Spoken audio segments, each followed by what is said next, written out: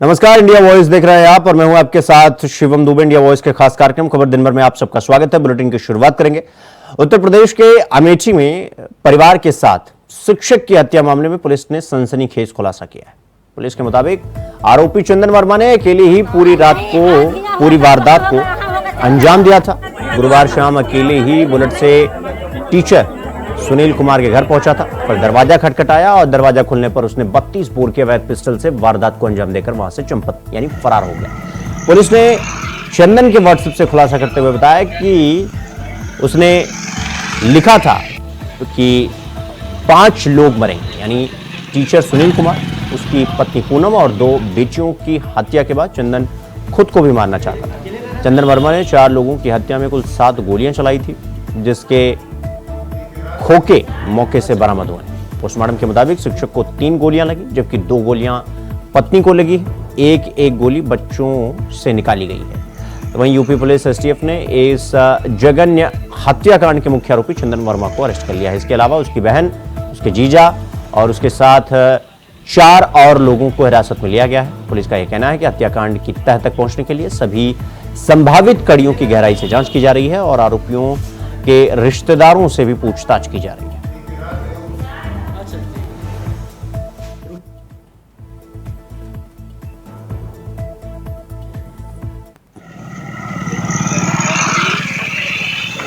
नहीं, ये आपने बहुत ही जायज प्रश्न किया है। मैं तो नहीं कहना चाहूँगा कि उत्तर प्रदेश सरकार तो आज अगर थोड़ी सी संवेदनशील होती तो अपने चार्टर्ड प्लेन से उस इनके बच्चे को बॉम्बे से बुलाना चाहिए था और तत्काल इनको व्यवस्था करके यहाँ पे जो क्रिमेशन की कार्रवाई थी उसे पूरी करनी चाहिए थी, क्योंकि पूरा रायबरेली अमेठी नहीं दुखी है, पूरा प्रदेश दुखी है। और हमारे नेता आदरणीय राहुल जी से लेकर सभी के शर्मा जी बैठे हैं, सभी लोग दुखी हैं और निश्चित तौर से तत्काल इस सरकार को उनको व्यवस्था करनी चाहिए थी, उनको वहाँ से लाना। बड़ा जघन्य अपराध है। मैं कल से इस परिवार के संपर्क में, उनके पिताजी के संपर्क में हूँ और एक कार्यकर्ता रिंकू जी से कल मेरी बात हुई थी। उनके पिताजी से मैं लगातार टच में हूँ, तो उनके पिताजी ने भी कुछ चीजें बताई जो आप ही लोग बता रहे होते। एक FIR हुई थी वहाँ पे, तो उसका भी मैंने DM अमेठी से बात किया था कि भाई ये भी एक देखिए, इस एंगल से भी देखिए, कोई और एंगल भी है इसके अंदर तो उसको भी देखिए। पुलिस इन्वेस्टिगेशन कर रही है, उनका इन्वेस्टिगेशन आ जाए कि उनका क्या कहना है। लेकिन ये अपने आप में कानून व्यवस्था जो बिगड़ रही है यूपी में, उसका एक उदाहरण है, क्योंकि सरकार अपनी पीठ को थपथपा रही है कि हाँ यहाँ बहुत बेहतर कानून व्यवस्था है। अगर बहुत बेहतर कानून व्यवस्था है तो ऐसे अपराध क्यों हो रहे हैं, ऐसी घटनाएं क्यों हो रही है? जब मैंने वो लाशें देखी जिनमें 2 छोटी बच्चियां हैं, और मैं नहीं मानता कि उन बच्चों ने कोई ऐसा अपराध किया होगा कि उनके साथ ऐसी दर्दनाक घटना होनी चाहिए। तो मैंने अपनी बात लिखी भी है और मैं आपके माध्यम से भी कह रहा हूँ, उत्तर प्रदेश में कानून का राज नहीं, उत्तर प्रदेश में जंगल राज चल रहा है। और जंगल राज के साथ साथ ये जो लाशें जो वहाँ पड़ी है ना स्ट्रेचर पे, वो उन गरीबों की लाशें नहीं है, दलितों की, वो उत्तर प्रदेश की कानून व्यवस्था की लाशें हैं जो उन स्ट्रेचर पे पड़ी है। मुख्यमंत्री बड़े बड़े वादे करते हैं, दावे करते हैं, क्रिमिनल भाग गए हैं, गुंडे छूट गए हैं, ये हो गया है, वो हो गया है। उन्होंने एप्लीकेशन दी थी, ये ऑन रिकॉर्ड है, FIR दर्ज हुई है, लेकिन कोई कार्रवाई नहीं हुई, इसलिए आज उनको दिन देखना पड़ा। उन्होंने पहले भी FIR में भी लिखा था अगर हमारे साथ कोई घटना होती है तो ये आदमी पर्टिकुलर इसका दोषी होगा। उसके बावजूद पुलिस नेताओं के चौखटों पर जो है खाकी के इकबाल को कमजोर कर चुकी है, सत्ता के आगे नतमस्तक है। अदरवाइज हमने बहुत बड़े बड़े गुंडों को पुलिस के हाथों जो है धूल चाटते देखा, लेकिन आज क्या है, आज ये है कि 4 लोगों की जिंदगी से हाथ धोने पड़ रहे हैं, क्योंकि कानून व्यवस्था जीरो है और मुख्यमंत्री सिर्फ पीठ थपथपा रहे हैं, जमीनी काम कुछ नहीं हो रहा है। और ऐसे पुलिसकर्मी जब तक उन पर कठोर कार्रवाई नहीं होगी, मुझे नहीं लगता किसी और जिले में किसी और अधिकारी पे इसका कोई भी दबाव जाएगा। ये तो घटनाएं रोज ही हो रही। इस घटना में किसी को भी राजनीति नहीं करना चाहिए। इस समय इस परिवार का सहारा बनकर के खड़ा होना चाहिए और दूसरा जो दोषी हैं उनके विरुद्ध कड़ी से कड़ी कार्रवाई। तो वहीं हरियाणा में विधानसभा चुनाव के लिए 5 अक्टूबर को मतदान होगा। शुक्रवार को पोलिंग पार्टी अपने अपने बूथों के लिए रवाना हो गई। हरियाणा में 90 विधानसभा सीटों के लिए वोटिंग होनी है। वोटिंग के लिए बनाए गए 20,629 बूथों पर सुबह 7 बजे से शाम 6 बजे तक मतदान होगा। हरियाणा में 5 अक्टूबर को होने वाले विधानसभा चुनाव के लिए प्रचार अभियान गुरुवार शाम को ही समाप्त हो गया। बीजेपी सत्ता विरोधी लहर को मात देकर लगातार तीसरी बार सत्ता में आने की उम्मीद कर रही है, जबकि कांग्रेस एक दशक के अंतराल के बाद वापसी की उम्मीद कर रही है। हरियाणा में 2 करोड़ से ज्यादा मतदाता हैं जो वोट डाल सकते हैं। मुख्य निर्वाचन अधिकारी पंकज अग्रवाल ने कहा कि हरियाणा की सभी 90 सीटों पर 5 अक्टूबर को सुबह 7 बजे से शाम 6 बजे तक वोटिंग होगी। अधिकारियों ने बताया कि चुनाव के लिए कुल 20,629 पोलिंग स्टेशन बनाए गए हैं और 5 अक्टूबर को मतदान होगा। ये हम आपको 8 अलग अलग तस्वीरें दिखा रहे हैं और चुनाव को लेकर पोलिंग पार्टियां रवाना हो गई हैं और फरीदाबाद, गुरुग्राम, होडल, महेंद्रगढ़, रेवाड़ी, रोहतक, सिरसा और अंबाला, ये 8 अलग अलग तस्वीरें हम आपको दिखा रहे हैं जहां पर चुनाव को लेकर तैयारी की जा रही है। और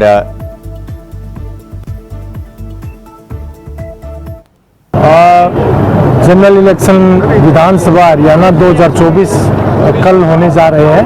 तो आज हम ये 74 रेवाड़ी का डिस्पर्सल सेंटर है, यहाँ पे हमारे 259 बूथ है रेवाड़ी में और हमने सारी पार्टियों को सुबह 9 बजे बुलाया था और उनको अच्छे से ट्रेनिंग दी गई। जिसके कोई डाउट्स थे उसके लिए हमने अलग से टीम बैठाई गई। हैंड्स ऑन ट्रेनिंग के लिए भी हमारी टीम अभी भी बैठी हुई है। किसी साथी को मशीन ईवीएम से रिलेटेड कोई कंफ्यूजन है वो अपनी प्रैक्टिस कर सकता है। हमारे मास्टर ट्रेनर्स यहाँ पे बैठे हुए हैं और हमारे दूसरे अच्छे साथी हैं अनिल जी, उन्होंने पूरी प्रक्रिया जो कागजात जरूरी है उनको दोबारा से यहाँ पे समझाया है। हमारी नायब तहसीलदार मैडम ने भी सारी चीज़ें एक एक करके सभी पोलिंग पार्टीज को डिटेल्स में बताई है और सारी पार्टियों ने उसको ध्यान से सुना है और सब अभी अपने सामान लेने के लिए पार्टियां जा रही हैं। सभी हमारी पोलिंग पार्टीज हैं, 968 जो हमारे पूरे जिले में पोलिंग पार्टीज हैं, उनको जो है आज कल जो चुनाव होने वाला है उसके मद्देनजर आज जो उनकी रवानगी करी जाएगी। उसी को देखते हुए सभी जो हमारी 4 असेंबली कॉन्स्टिट्यूंसीज हैं उन पे जाके उसकी स्थिति जो है जांची जा रही है और वहाँ पर जो है पोलिंग पार्टी को ट्रेनिंग दी जा रही है, सामान उनको दिया जा रहा है, फिर यहाँ से अलग अलग सेंटर से उनका डिस्पैच होगा और आज हमारी सारी पोलिंग पार्टीज जो है वो अपने अपने लोकेशन में पहुँच जाएंगी। कि हर एक बूथ में वो अपना पोलिंग एजेंट बिठा सकते हैं जो कि पूरी पोलिंग प्रोसेस पे नजर रखेगा, लेकिन किसी भी प्रकार से किसी भी एजेंट के द्वारा पोलिंग प्रक्रिया में अवरोध उत्पन्न करना या law and order situation create करना वो हम अलाउ नहीं करेंगे। कैंडिडेट्स को हमने ये भी सूचना दी है कि जैसे ही कल ईवीएम्स सेक्टर 14 कॉलेज में आएंगी उसके बाद वो खुद या उनके प्रतिनिधि यहाँ पे हमने जो कंट्रोल रूम बनाया है वहाँ पे बैठ सकते हैं और जो स्ट्रॉन्ग रूम्स बने हैं जो 3 लेयर सिक्योरिटी के द्वारा जिनकी मैनिंग की जाएगी, उसमें पैरामिलिट्री फोर्सेस भी रहेंगी और सीसीटीवी कैमरे भी रहेंगे। डबल लॉक सिस्टम से स्ट्रॉन्ग रूम को लॉक किया जाएगा। उनकी निगरानी के तौर पर काउंटिंग के दिन तक वो खुद या अपने प्रतिनिधि यहाँ पे रिक्रूट कर सकते हैं और वो वहाँ पे बैठ करके अब उसकी पूरी प्रक्रिया 24 घंटे देख सकते हैं। ये इसलिए किया गया है ताकि उनमें विश्वास रहे कि जो स्ट्रॉन्ग रूम है वो पूरी तरह सुरक्षित है और उसमें किसी प्रकार की कोई भी छेड़छाड़ नहीं की जा रही है। कल हरियाणा विधानसभा आम चुनाव के लिए मतदान होगा सुबह 7 बजे से शाम के 6 बजे तक। इसके लिए सभी तैयारियां पूरी कर ली गई हैं और आज जो पोलिंग पार्टी हैं उसके साथ ही हमारे पुलिस की टीम है वो उनका डिस्पर्सल है और इसकी प्रक्रिया जो है चारों विधानसभाओं की वो चल रही है। एंड इसके अतिरिक्त जो बाकी हमारी लॉजिस्टिकल रिक्वायरमेंट्स हैं वेबकास्टिंग सभी बूथों पे 831 बूथों पे की जानी है, उससे कंट्रोल रूम स्थापित किए जा चुके हैं और जो डिप्लॉयमेंट प्लान है उसमें पैरामिलिट्री फोर्सेस भी शामिल हैं, वो सारी भी पूरी तरह से तैयार है। देखिए रोहतक में पुलिस का एक डिटेल्ड डिप्लॉयमेंट प्लान तैयार किया गया है। कुल यहाँ पर 831 बूथ हैं। सभी बूथ पे पर्याप्त संख्या में पुलिस बल तैनात रहेगा। काफी सारे बूथों पे हमारी पैरामिलिट्री फोर्सेस जो जिले में आई हैं उनको भी डिप्लॉय किया गया है। 13 कंपनी के आसपास यहाँ पर जिले में मौजूद है पैरामिलिट्री फोर्सेस। उन सभी को जो हमारे क्रिटिकल बूथ होते हैं, जो थोड़े संवेदनशील बूथ होते हैं, वहाँ पर उनको डिप्लॉय किया गया है। उनकी विस्तृत ब्रीफिंग भी आज मेरे द्वारा की गई है। मैंने सभी पुलिसकर्मियों को डिटेल में बताया है, समझाया है कि उनके कर्तव्य क्या है और क्या क्या चीज़ों का हमें ध्यान रखना चाहिए। उसके अलावा पेट्रोलिंग पार्टीज हमारी करीब 100 के आसपास पूरे जिले में पेट्रोलिंग पार्टीज हैं जो कि चप्पे चप्पे पर नजर रखेंगी। जो भी बूथ पे कोई गड़बड़ी की कोई सूचना आती है तो तुरंत 3 से 4 मिनट में 5 मिनट में जाकर के उसको रिस्पॉन्ड करेंगे। इस तरह से बनाई गई है। दिशा निर्देश तो ये है, पारदर्शिता से हमने चुनाव करवाने और सही वोटिंग करवानी है, सही पर्सन की वोटिंग करवानी है और ट्रांसपेरेंसी से करवानी है। पोलिंग की जो किट है वो क्या क्या सामान दिया गया? सर ये देखिए, ये हमारे पास लिस्ट है पोलिंग की किट का, ये सारा सामान है। इसमें various machine, control, ballot, VVPAT के नंबर्स वगैरह हैं। देन उनकी जो स्लिप्स हैं जो हम कल सील करेंगे उनकी बारे में सारी है स्लिप्स।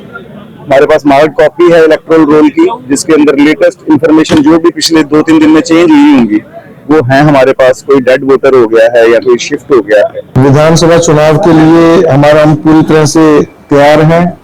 सभी बूथ में सभी फैसिलिटीज प्रोवाइड करा दी गई हैं। उनके लिए सेक्टर मजिस्ट्रेट्स लगा दिए गए हैं।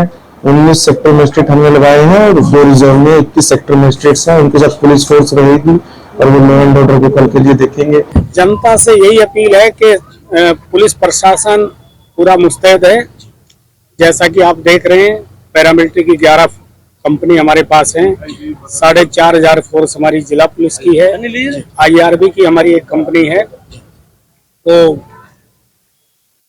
जो भी फरीदाबाद कमिश्नरेट के 6 हलकों के लोग हैं वो सब निसंकोच होकर के बेहिचक मतदान करने आए और ज्यादा से ज्यादा मतदान का प्रयोग करें। हमारे यहाँ ओडोल विधानसभा के अंदर 200 पोलिंग स्टेशन बनाए गए हैं और चुनाव संबंधी जितनी ट्रेनिंग थी हमारी, आज 3rd ट्रेनिंग थी पोलिंग पार्टी को, वो दे दी गई और सारी पार्टियां पूरी करके अब डिस्पैच कर रहे हैं सारी पार्टियों को।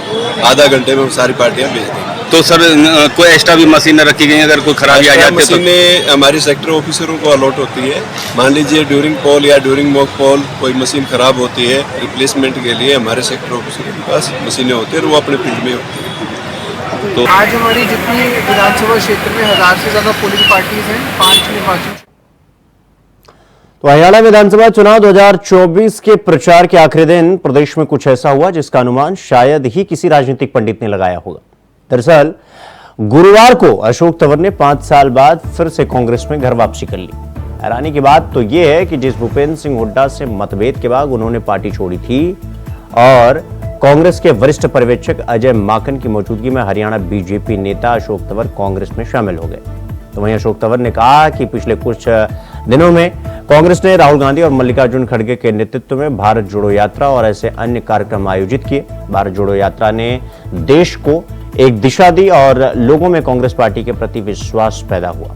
राहुल गांधी एक मजबूत प्रतिद्वंदी के रूप में उभरे हैं। बीजेपी राजनीति में जहां भी लागू हो धर्म और जाति का उपयोग करती है।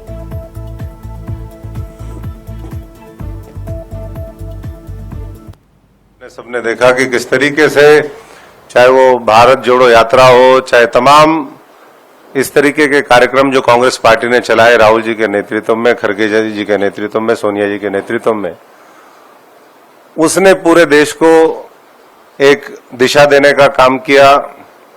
लोगों के अंदर विश्वास फिर जागृत हुआ कि ये देश और मजबूती से आगे बढ़ेगा जब कांग्रेस पार्टी देश के अंदर मजबूत होगी। और वो चुनाव लोकसभा के हुए, हमने नतीजा देखा। कांग्रेस ने अपनी टैली को डबल किया। राहुल जी को एक मजबूत नेतृत्व के रूप में आज पूरा देश चाहता भी है और मानता भी है। और हरियाणा भी आज उसी दिशा में आगे बढ़ रहा है कि किस तरीके से आज हरियाणा के अंदर, क्योंकि एक तरफ जम्मू कश्मीर के चुनाव है, दूसरी तरफ हरियाणा के हैं, लेकिन मैं हरियाणा की बात करूंगा क्योंकि हरियाणा से संबंध भी है और हम पूरी तरीके से चुनावी इस समर में अभी देख भी रहे हैं कि किस तरीके से जाति का सहारा लेकर के जहां धर्म चले वहां धर्म चलाओ, जहां धर्म ना चले वहां जाति चलाओ।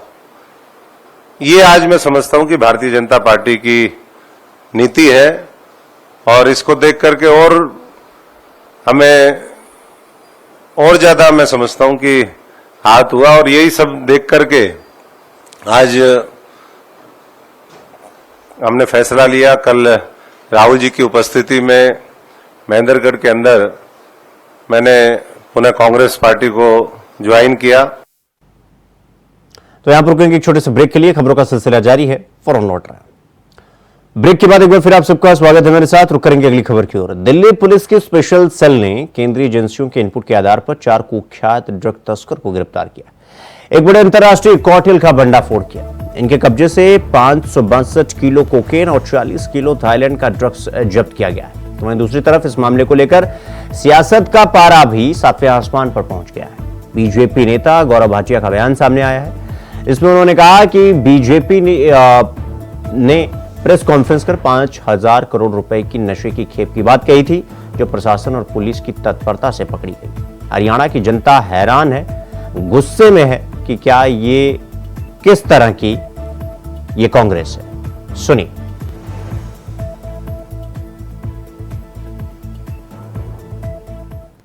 वार्ता में भारतीय जनता पार्टी ने कल बड़ी प्रमुखता से 5,000 करोड़ रुपए की जो खेप थी ड्रग्स की, जो प्रशासन और पुलिस की तत्परता से पकड़ी गई, उसी का दूसरा भाग है ये प्रेस वार्ता। और देश की जनता, हरियाणा की जनता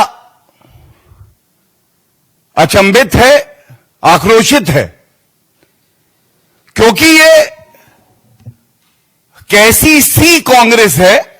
हम सब जानते हैं, C for corruption Congress, C for confuse Congress, लेकिन अब सी फॉर कोकेन कांग्रेस। चिंता की बात है, कांग्रेस पार्टी का एक पदाधिकारी जिसकी गिरफ्तारी होती है,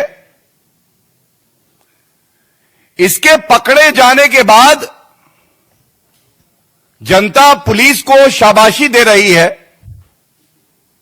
सरकार अपना कार्य कर रही है, और यह भारतीय जनता पार्टी की प्रतिबद्धता ही है कि चाहे कोकेन कांग्रेस। तो रुक करेंगे अगली खबर की ओर। बीजेपी के राष्ट्रीय अध्यक्ष जेपी नड्डा शुक्रवार को बिलासपुर पहुंचे। यहां नड्डा 2 दिवसीय हिमाचल दौरे के लिए आए। उन्होंने बिलासपुर की धरती से कांग्रेस पर जमकर हमला बोला। जेपी नड्डा ने कहा कि आज हिमाचल खुले में शौच से 100% मुक्त हो गया है। मुझे सुबह सुनकर बहुत आश्चर्य हुआ कि सुक्खू जी ने शौचालय पर भी टैक्स लगा दिया है। अब इसे क्या कहें, इस सरकार का दिमाग खराब हो गया है। कांग्रेस पार्टी आपको हर तरह से परेशान करने का काम कर रही है।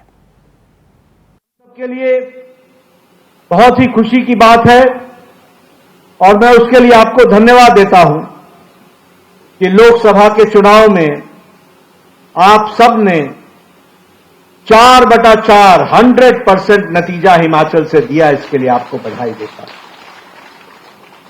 आपने कांगड़ा में कमल खिलाया, हमीरपुर में कमल खिलाया, मंडी में कमल खिलाया, शिमला में कमल खिलाया। बतौर राष्ट्रीय अध्यक्ष मैं हिमाचल की जनता को और आप सब के माध्यम से हर वोटर को बहुत बहुत धन्यवाद देता हूं, जिन्होंने 100% नतीजा भारतीय जनता पार्टी को दिया। हम सबके लिए खुशी की बात है और आप सबके अथक प्रयास से, अथक मेहनत से लाखों कार्यकर्ताओं ने जिस तरीके से चुनाव में काम किया, यह हमको सौभाग्य मिला है कि 60 साल बाद हमारे नेता प्रधानमंत्री मोदी जी, जो सबसे लोकप्रिय हैं, वो तीसरी बार लगातार प्रधानमंत्री पद पर सुशोभित हुए। लगातार ये 60 साल बाद घटना घटी।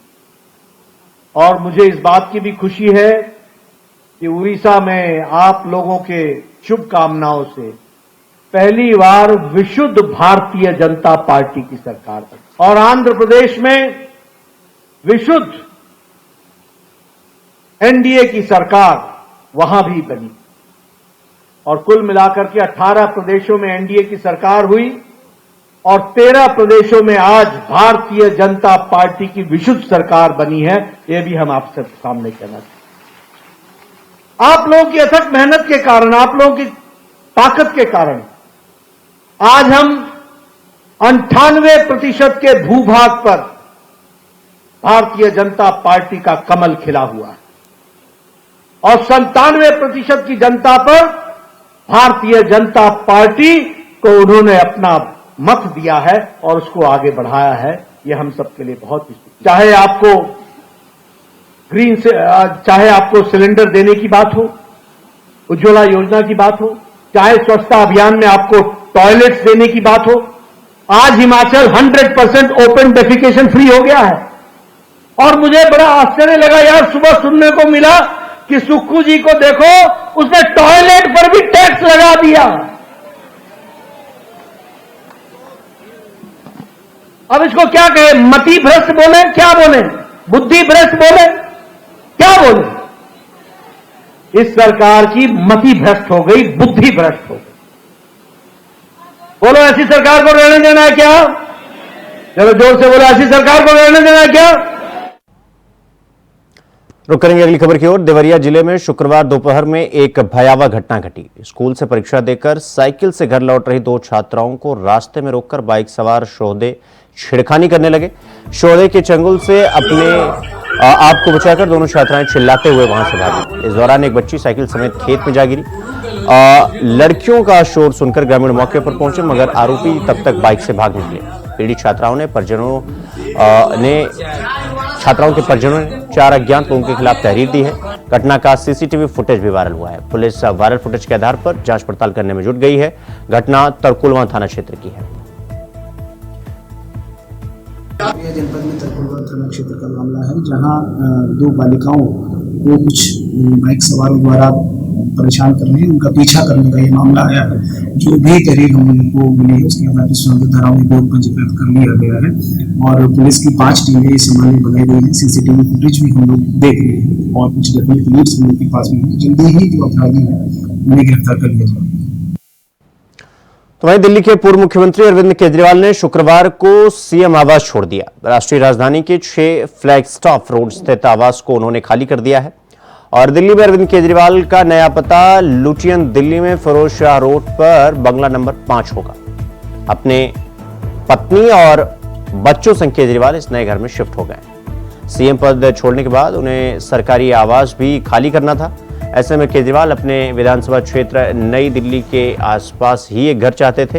यह बंगला आम आदमी पार्टी के राज्यसभा सांसद अशोक मित्तल को मिला था। अब इस घर में अरविंद केजरीवाल अपने परिवार संग रहेंगे। अरविंद केजरीवाल जब मुख्यमंत्री आवास से बाहर निकल रहे थे तो वो अपने माता पिता का हाथ पकड़ रखा था उन्होंने, और वहीं उनकी पत्नी सुनीता ने केजरीवाल की मां का हाथ पकड़ रखा था। आम आदमी पार्टी के राष्ट्रीय संयोजक को अपनी पत्नी और बेटे के साथ कार में घर से निकलते देखा गया। उनके माता पिता और बेटी दूसरी कार में थे।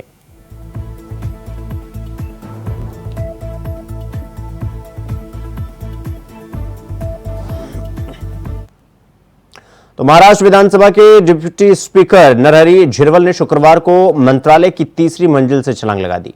उनके साथ विधायक हीरामणि खोसकर भी कूद पड़े। हालांकि नीचे जाल रहने के कारण उनकी जान बच गई। दोनों आदिवासी विधायक जाल में फंस गए थे। मौके पर पहुंची पुलिस ने उन्हें बाहर निकाला। ऊंचाई से गिरने के कारण झिरवल की गर्दन में चोट आई है।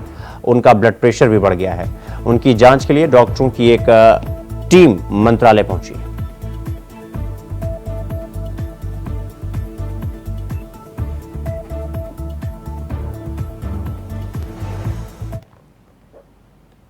तो वहीं असम के मुख्यमंत्री हेमंत बिस्वा शर्मा ने राहुल गांधी पर हमला करते हुए कहा कि राहुल ओबीसी के हितैषी का सिर्फ दिखावा करते हैं। गांधी समुदाय की कितनी आबादी है, लेकिन कांग्रेस के 3 मुख्य पदों पर एक ही गांधी परिवार के लोग बैठे हैं। राहुल गांधी चाहते तो नेता प्रतिपक्ष का पद किसी ओबीसी को दे सकते थे। उन्होंने ओबीसी समाज के साथ धोखा किया।